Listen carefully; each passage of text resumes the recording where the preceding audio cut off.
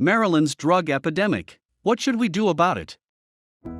Much like the rest of the United States, Maryland has been struggling for decades with substance abuse and addiction.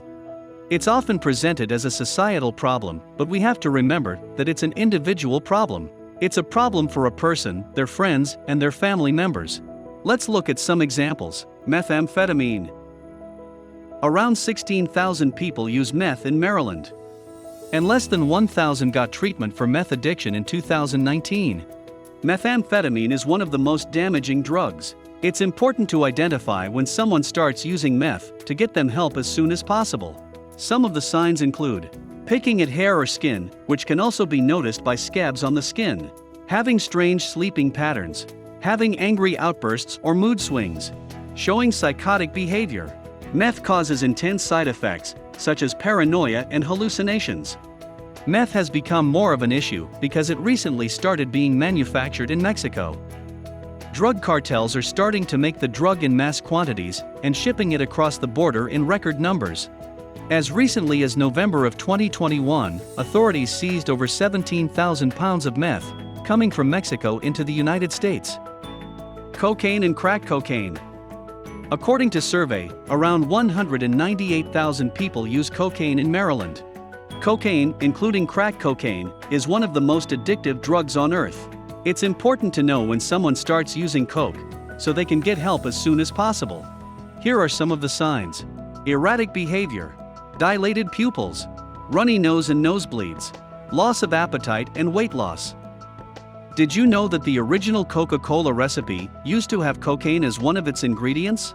The formula was originally invented by an Atlanta pharmacist in his backyard.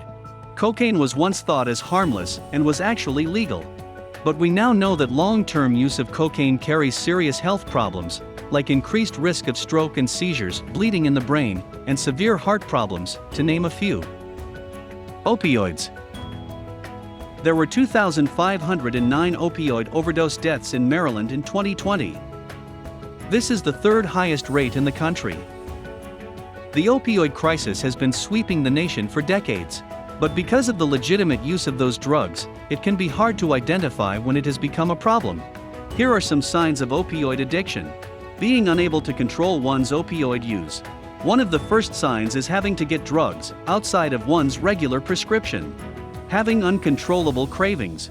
Having frequent flu-like symptoms. Stealing from family and friends. Opioids have always been an issue, but restrictions have left many seeking illegal alternatives. And according to a recent study, over 40% of black market prescription pills contain a lethal amount of fentanyl. This is a lethal amount of fentanyl. Did you know that a lethal dose of fentanyl is about the size of Lincoln's beard? On a penny, that is.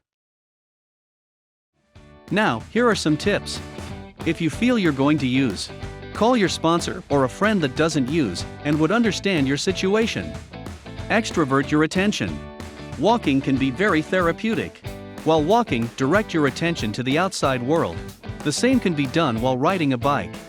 One of the best ways to become extroverted is to choose an activity that brings about a change of environment and provides something different.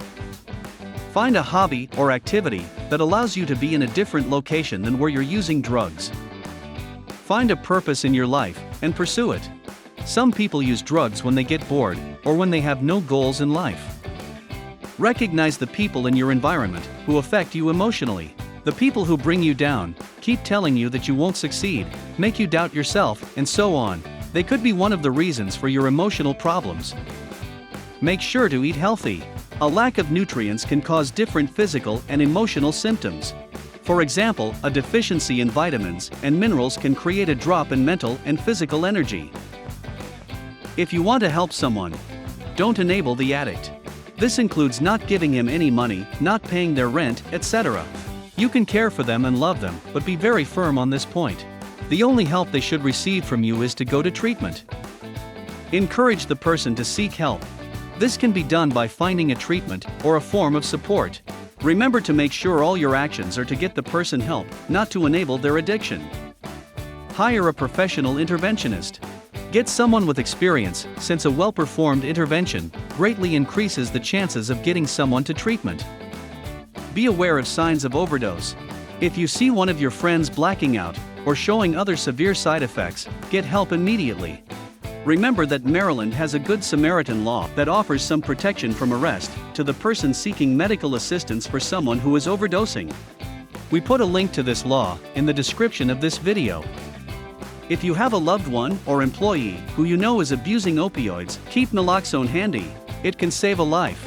It's available in most major pharmacies in Maryland. Make sure to protect your family and yourself from the unethical lifestyle and behavior of the addict. As an example, many individuals addicted to drugs will steal or do other illegal things to get money. You can protect yourself by not leaving cash laying around or storing your wallet or purse in a location that isn't easily accessible.